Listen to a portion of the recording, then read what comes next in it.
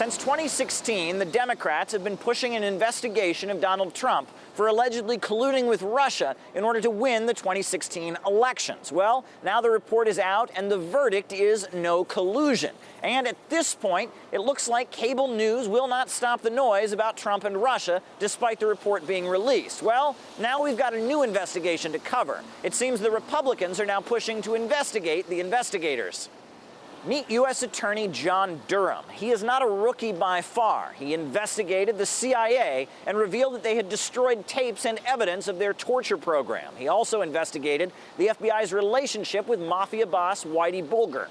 So when it was announced that he would look into whether or not federal officials broke the law when investigating Donald Trump, the Democrats got antsy. So did former FBI Director James Comey. I don't fear it personally. I fear it as a citizen.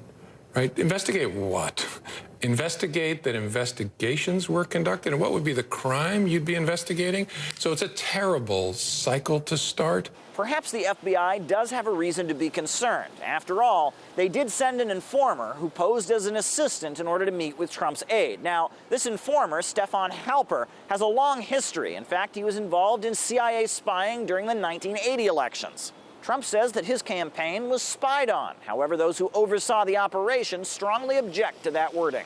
Yeah, I guess it meets the dictionary definition of surveillance or spying, a term I don't particularly like. It's not a term of art used by intelligence people. It has a negative connotation of a rogue operation, out of control, not in compliance with the law, and that's not the case at all.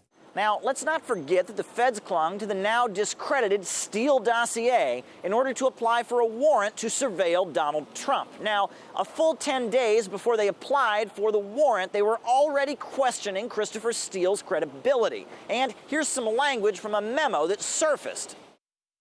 There is a technical human operation run out of Moscow targeting the election. Payments to those recruited are made out of the Russian consulate in Miami. It is important to note that there is no Russian consulate in Miami. But the intel community presented Christopher Steele as being credible when they applied for a warrant to spy on Trump. Now, Durham will no doubt be looking into whether or not that is legal. Now, let's also not forget that Chuck Schumer waved his fist on behalf of American spying agencies. Take on the intelligence community. They have 6 ways from Sunday at getting back at you.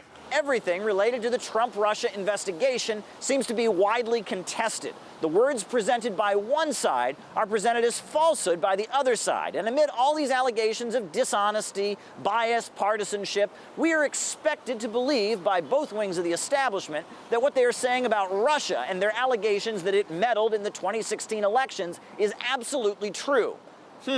Well, I guess the American people will have to decide what they want to believe. Caleb Maupin, RT, New York.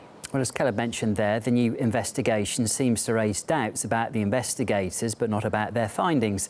In particular, about the conclusion that Moscow interfered with the US election. Political analyst Lou Rockwell says that's because there's no appetite among the US public to question this narrative.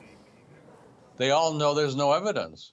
Republicans, Democrats, Mueller, Barr. I know that there are a lot of Americans who have the same view I do and want to know where the evidence is. But I think the establishment, the media, both political parties, they're all saying one thing, and I don't know that the American people will ever see it. Will they demand it? I'd like to think that they would, but I'm afraid I don't believe it. I'm afraid this is just going to go on and on and on. And Pompeo, Bolton, and the administration, the Democrats, the Republicans in Congress, the media, they're all beating the same drum, and they're all lying. And we just have to hope that President Trump will pull back. We just have to see.